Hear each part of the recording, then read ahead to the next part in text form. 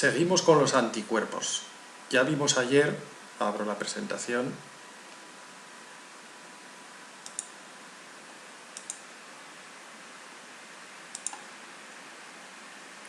que esta es la estructura clásica de un anticuerpo de tipo inmunoglobulina G. Recordemos que tiene esta forma clásica de Y y en las puntas de los cuernos de la Y estarían las regiones variables donde se unen los antígenos, componentes de microorganismos, componentes de la superficie de microorganismos, por ejemplo. Y en las regiones constantes se pueden unir a las proteínas del complemento, a células NK o a macrófagos, siempre una vez que la región variable se ha unido al anticuerpo. Es entonces cuando se produce un ligero cambio de conformación del resto de la proteína y se puede formar la unión con proteínas del complemento, con células NK y con macrófagos, aumentando su respuesta fagocitaria. Es decir, componentes del sistema innato o inespecífico van a aumentar su respuesta cuando se ha producido ya la respuesta del sistema específico. Bien, vamos a ver una animación, tenemos aquí una animación de cómo se producen los anticuerpos. Fijaros, son linfocitos B y aquí tenemos una bacteria que tiene una serie de antígenos en su superficie. Hay diferentes clones de linfocitos B y cada uno de ellos tiene anticuerpos en su superficie. Solamente un clon tendrá los anticuerpos que encajan perfectamente con los antígenos de esta bacteria. A partir de ese momento, este clon de linfocitos empieza a multiplicarse, se activa y se convierten en células plasmáticas. Vamos a repetirlo otra vez.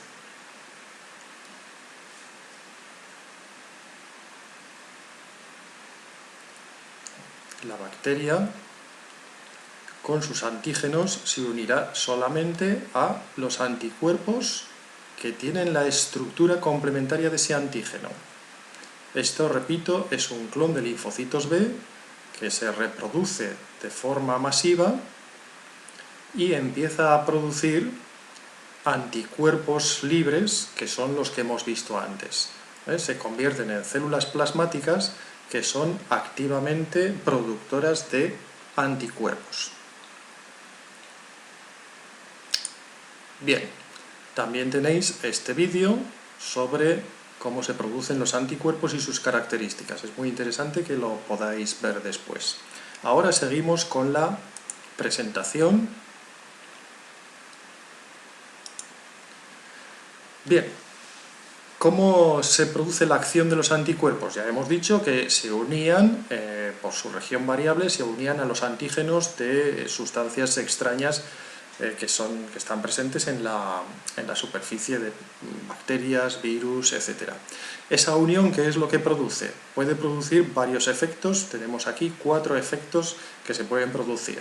Precipitación, que consistiría en que, como el anticuerpo tiene 2 zonas variables, se puede unir a 2 microorganismos diferentes.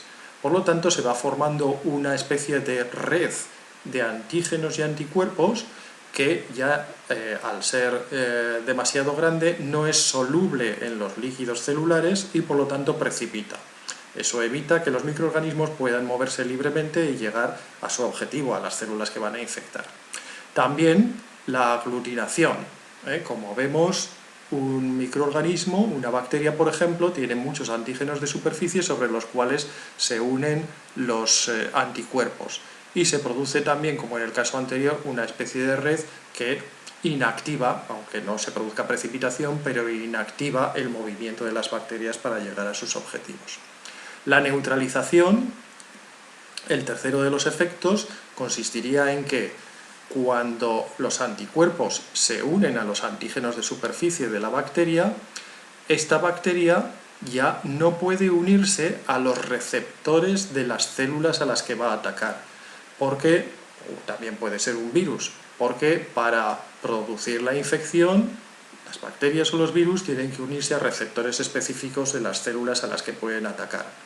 La unión del anticuerpo impide la unión a esos receptores celulares.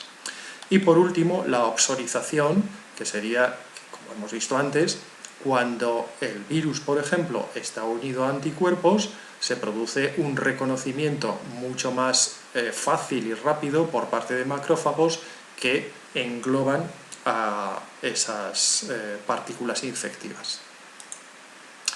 Bien, en cuanto a la inmunidad celular, recordemos que está producida por linfocitos T, los anticuerpos producidos por linfocitos B y la inmunidad celular por linfocitos T. Los linfocitos T actúan mediante fagocitosis, englobar y digerir a las partículas extrañas, y lisis por contacto de los microorganismos reconocidos. ¿Cómo reconocen los linfocitos T a esas partículas? De la misma manera que en el caso anterior, como estamos dentro de la inmunidad específica, es decir, un determinado tipo de linfocito T reconoce solamente a un tipo de microorganismo y se activa para destruir a ese determinado tipo de microorganismo. Para reconocerlo necesita la acción de los macrófagos, del sistema inmune inespecífico.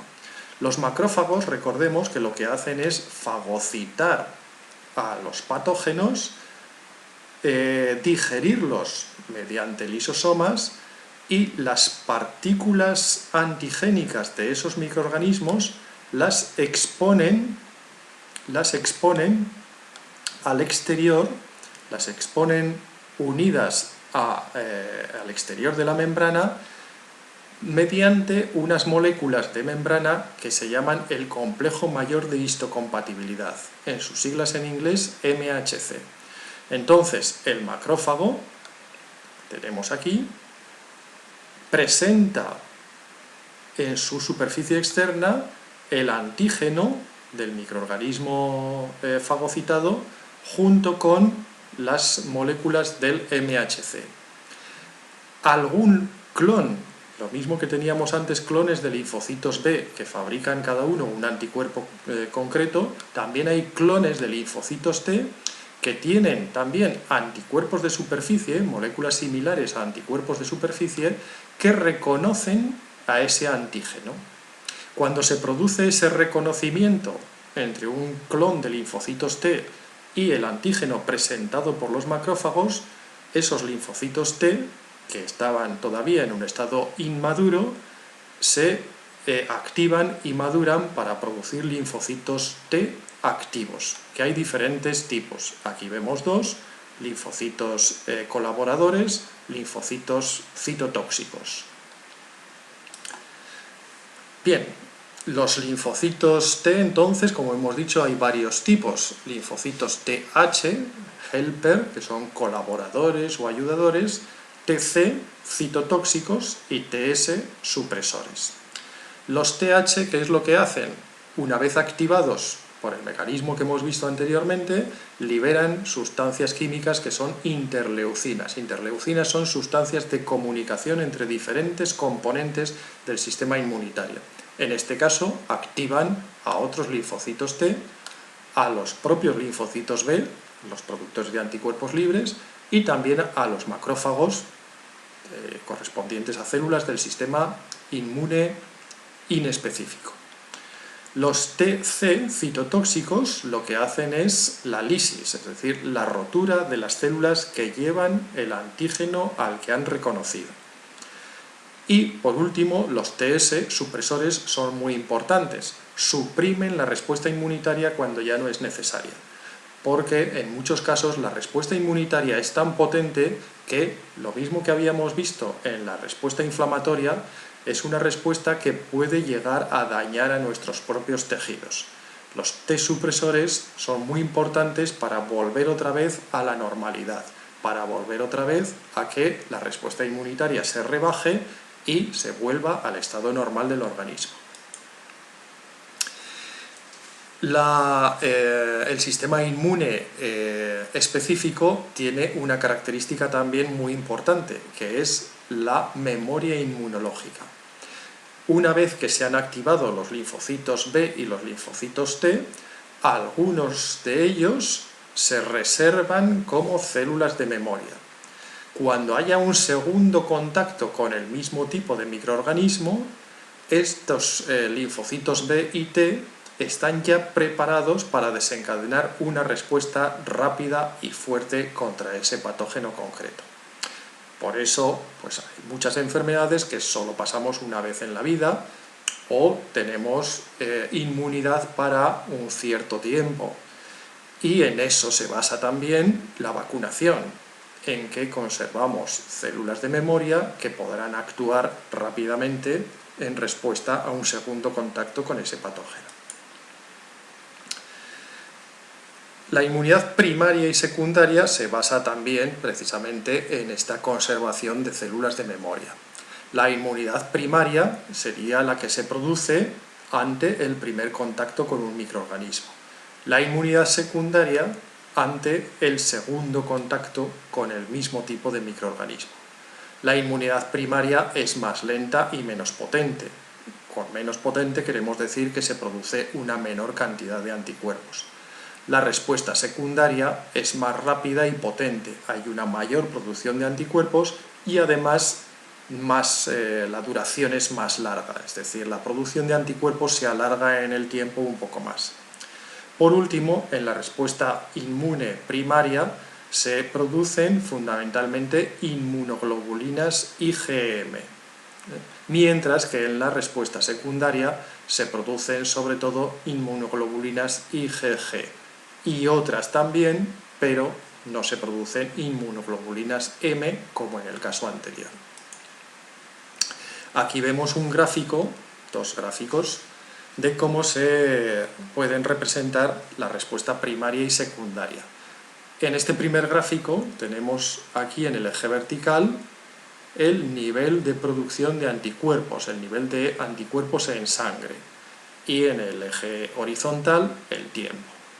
Si se produce el contacto con un antígeno A, se desencadena una respuesta primaria con la producción de anticuerpos. Tenemos aquí un pico en la producción de anticuerpos. Después, estos anticuerpos vuelven a disminuir. Si en otro momento se produce el contacto otra vez, por segunda vez, con el antígeno A y con otro antígeno diferente, el antígeno B, ¿qué es lo que vemos? Que contra el antígeno A se produce una respuesta en producción de anticuerpos mucho más rápida y mucho más potente, con una producción de anticuerpos muy elevada. Mientras que contra el antígeno B se va a producir una respuesta que es una respuesta primaria, similar a la del antígeno A que habíamos tenido anteriormente. En esta otra gráfica lo que vemos es el tipo de inmunoglobulinas, el tipo de anticuerpos que se producen.